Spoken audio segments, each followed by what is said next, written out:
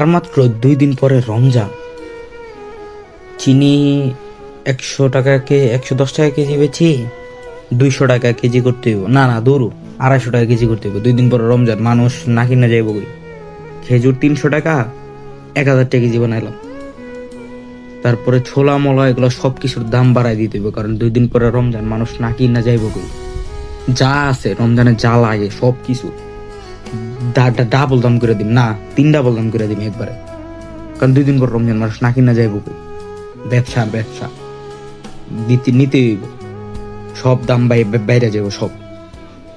বন্ধুরা, আমাদের সমাজে ঠিক এভাবেই কিছু ব্যবসায়ী রমজান মাসে মানুষের প্রয়োজনীয় প্রত্যেকটি জিনিসের দাম 3 ডাবল করে দেয়।